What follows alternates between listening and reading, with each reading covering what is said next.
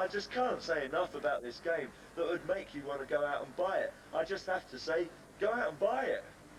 Yeah, it's true, it's fantastic. Not as fantastic as Rick's new show, which, as he says, is on Friday at 6 o'clock, but pretty damn fine nevertheless. I mean, me and Rick are bound to like this game because it features little dwarfs. And Evil dwarfs. Evil dwarfs. Evil dwarfs. And a few elves. And the odd halfling, the odd lumbering, and a large bird thing as well. But apart from that, it's a fantastic game. I mean, I'm not really into the sword and sorcery spiel. It's okay, but it's been done so many times.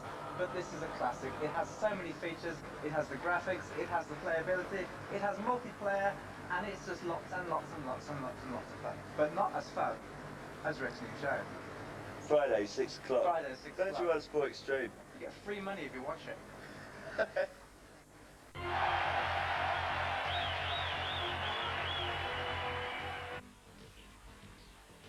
There have been so many hockey games spread across computer and console alike. In today's game, they're going to have to be pretty damn special to catch your eye. I mean, they're going to have to incorporate hot dog stands or wurlits or organs or something, but here's a fine attempt nevertheless.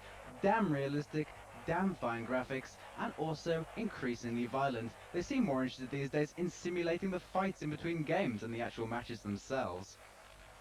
This is a profoundly unimpressive game. If I see one more hockey game on any PC or console near me, I will scream, and you don't want to hear me screaming because it's really piercing and nasty and high-pitched, and it's really, really unpleasant. Like out of that film Carrie? Without the pig's blood, I think, possibly, but there you go. But anyway. Smash windows and glasses. Yes. And go out with a jog.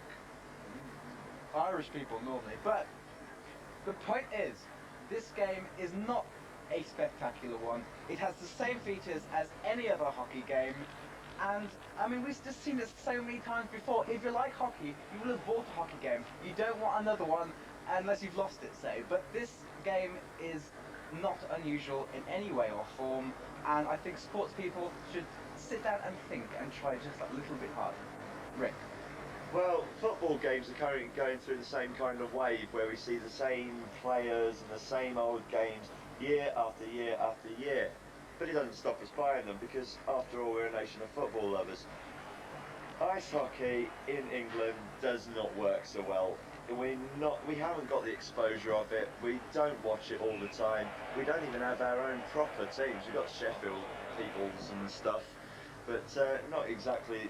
It's nowhere near the biggest sport in our country.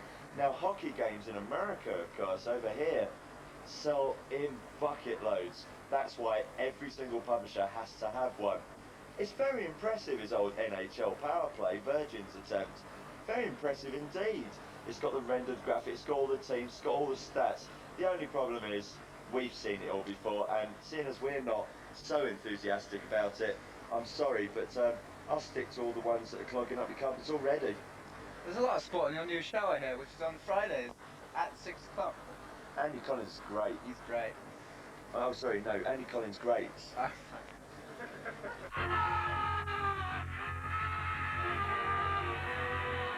Yeah, I'm out here with a few friends, and we've got this really nice hotel with a lovely bar. Lovely, you'll like it, honestly. Hello, I'm still there. Basically, he's a bit speechless at the moment, I don't know why, but now we have speeches.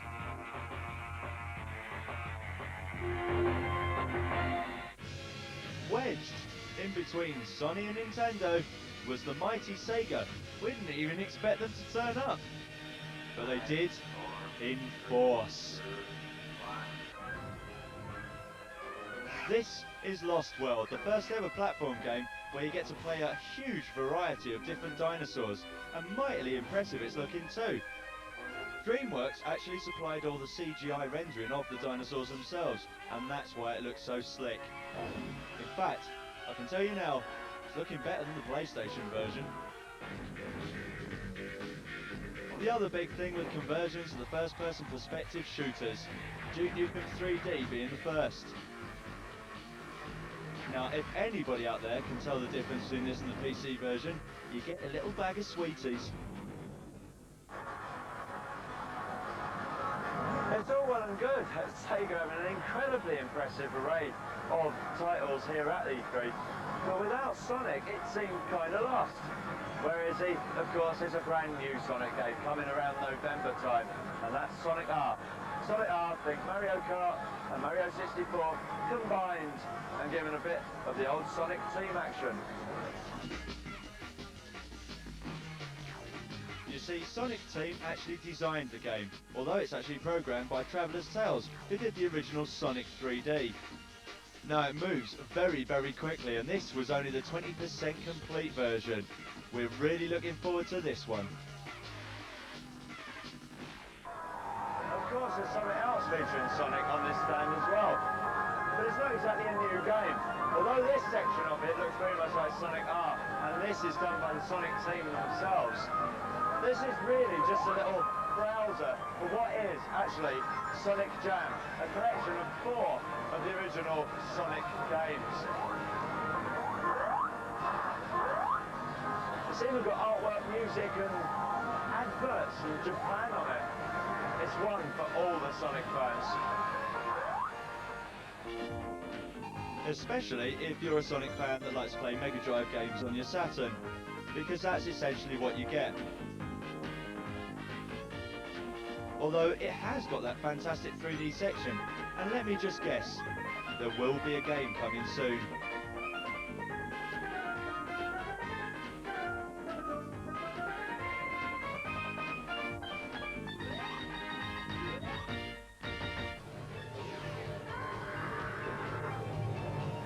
Also impressive was the third in the series of the Panzer Dragoon. Although this time, it's not just fly around a bit and shoot a few things, it's actually a role-playing game. Although unfortunately, we can't hope to expect to see it until around Christmas time. Mainly because there are over 10,000 of lines of Japanese yet to be converted into English.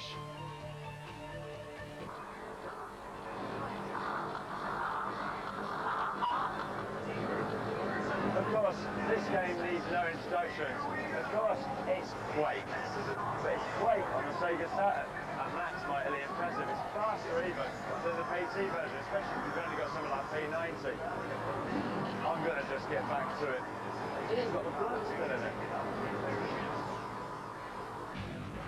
Now, Sega's version of Quake will be the first conversion on any console to hit the streets. The N64 is lagging seriously behind, and the PlayStation 1, well, it's just looking ropey at the moment.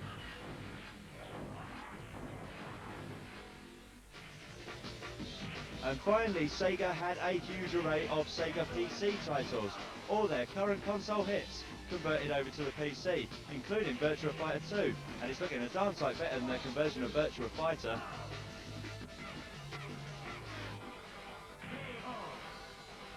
And of course they're doing a conversion of Virtual On, which is looking great too. But what all this proves is that Sega are certainly putting all their weight behind great software. Thank you, Rick. Well, the dispatch infatuation for Lara Croft has reached fever pitch. He's completely obsessed. He's wandering around this show with a small diamond ring in his back pocket. It's very sweet, but it's also terribly, terribly sad. I shouldn't be sad.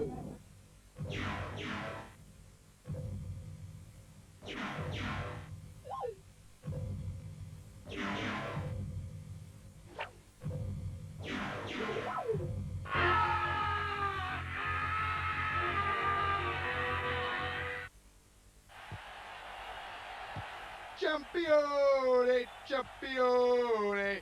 Footy fans, prepare to rejoice or retch, maybe! The newest version of the mighty Kickoff series is here. All the usual soccer features are available, with multiple cup options and terrific teams. But wait a minute! I'm getting some late-breaking news in from the dugout. The reviewers, they're lacing up their boots. They're getting ready. Yes, they're ready to kick off. Kickoff 98. I mean, this is a week in which we've seen 3 separate football games. We've seen FIFA 98, we've seen Actua Soccer 2, and then Kickoff 98 comes along and just makes us all really cry with laughter, to be honest, because it's dreadful. Absolutely dreadful. Kickoff 97 was okay, and it's just an update of it.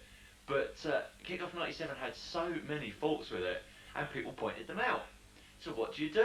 You correct them. You make it better. And what you don't do is actually make it slightly worse, put it in a box and call it your uncle's monkey, because that's what it is.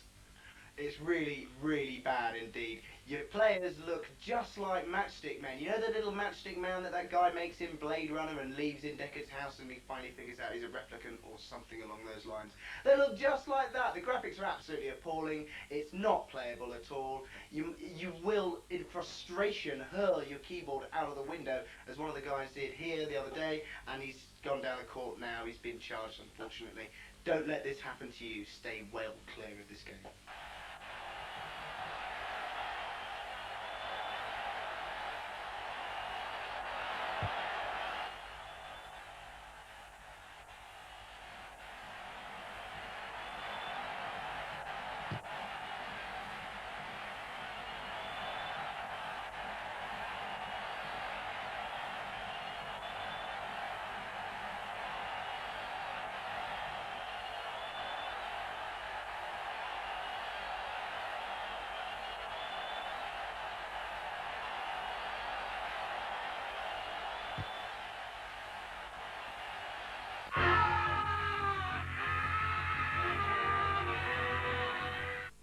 The reviews, turn off feature, such a seamless link. Isn't it wonderful, everybody? I tell you what, I don't know what tonight's feature is going to be about, ladies and gentlemen, but it's bound to be good. What I do know is earlier this week I tried to let Richard out of Big Boy's penthouse closet to do a feature on these here dodgems. Unfortunately, he couldn't find the forward momentum to push the pedal. Total disaster it was, ladies and gentlemen. Never mind, whatever tonight's chosen subject is about, you can rely on the Big Boy. It's bound to be good. But only time will tell.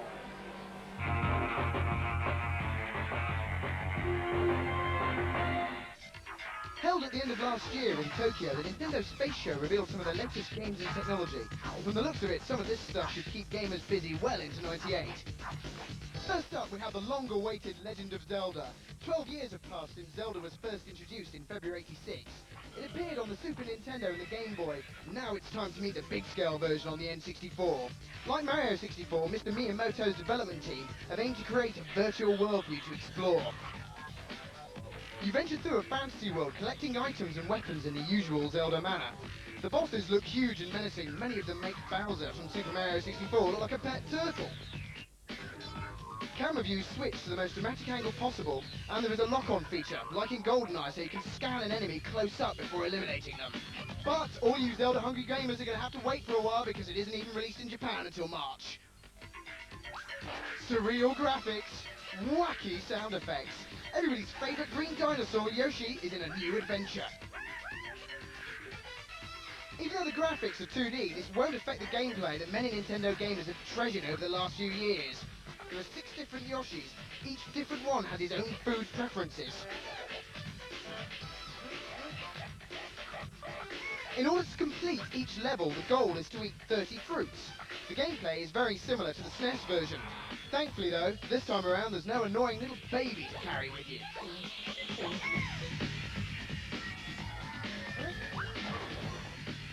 Already available in Japan, all those gamers that want to do a little reptilian rampaging will be able to get their hands on this sometime in spring.